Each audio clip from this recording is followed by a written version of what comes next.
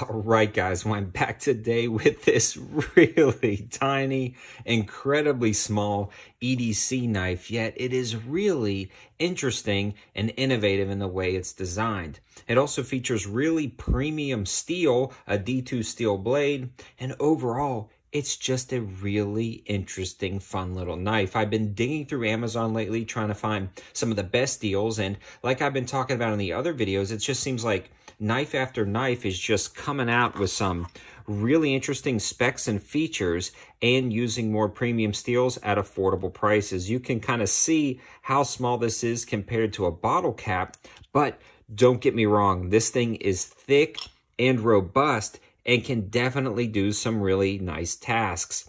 So this is also attached with some really thick hardware. So even though it's micro small, it doesn't feel like a lot of those micro EDC knives that are really thin and flimsy.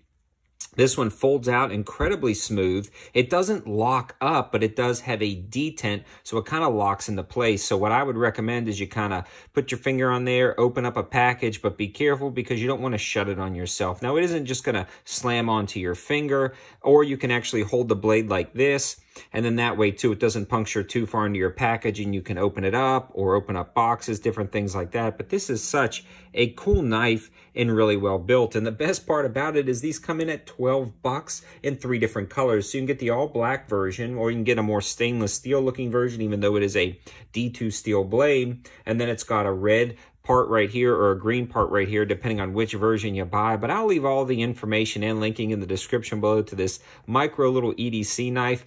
I'm actually a pretty darn big fan of this. It also has a spot right there, so you can run a lanyard hole through it or attach it to a keychain, something like that. And I think this would make a great keychain knife.